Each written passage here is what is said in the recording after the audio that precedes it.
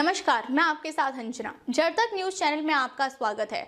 जड़ तक news channel आपको दिखाता है खबरें जड़ तक। आइए देखते हैं आज की खबर। बतौर जज सभी मजहबों के प्रति निष्पक्ष होने के लिए नास्तिक होना कतई जरूरी नहीं। Justice DY Chandrachud. भारत के पूर्व मुख्य न्यायाधीश जस्टिस धनंजय यशवंत चंद्रचूड़ ने इस बात से इनकार किया है कि अयोध्या में राम मंदिर निर्माण के फैसले से ठीक पहले उन्होंने भगवान से समस्या का समाधान उन्हें सुझाने की प्रार्थना की थी। BBC संवाददाता स्टीफन सैकर को दिए एक विशेष साक्षात्कार में जस्टिस DY चंद्रचूड़ ने अयोध्या फैसले, अनुच्छेद 370 और न्यायिक पारदर्शिता समेत कई मुद्दों पर बात की। स्टीफन सैकर ने जब उनसे पूछा कि आपने राम मंदिर विवाद पर फैसले से ठीक पहले भगवान से इसका समाधान सुझाने की प्रार्थना की थी, तो जस्टिस चंद्रचूड़ ने कहा, ये बात पूरी तरह से गलत है।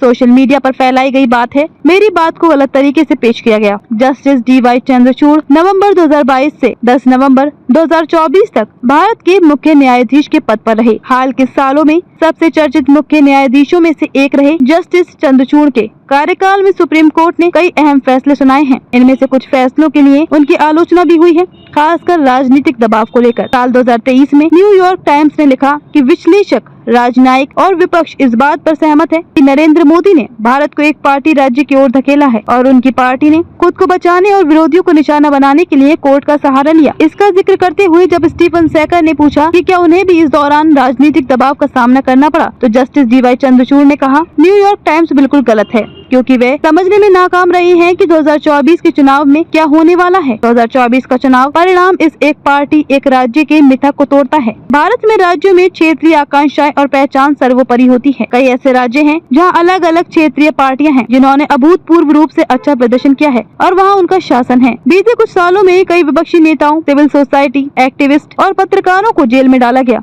2023 में कांग्रेस नेता राहुल गांधी को एक मानहानि केस में गुजरात की एक कोर्ट ने सजा दी, जिसका मतलब था उनकी संसद सदस्यता छिन जाती, लेकिन बाद में सुप्रीम कोर्ट ने इस सजा पर रोक लगा दी थी। जब सैकर ने जस्टिस चंद्रचूड़ से पूछा कि निचली अदालत के फैसले पर सुप्रीम कोर्ट का रोक लगा, क्या ये नहीं दिखाता कि भारत में जुडिशरी, खास तौर से निचली अदालतों पर राजनीतिक दबाव है?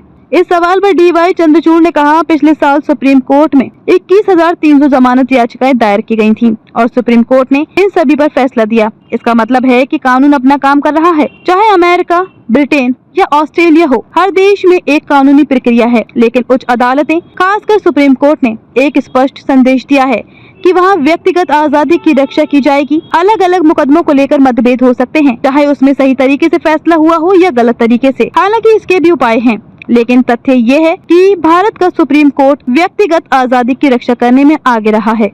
अब तक के लिए बस इतना ही। फिर मिलते हैं एक ऐसी ही बड़ी खबर के साथ। तब तक के लिए नमस्कार और देखते रहिए जड़ तक न्यूज चैनल। अगर आपको वीडियो पसंद आई हो तो इसे लाइक करें व शेयर करें।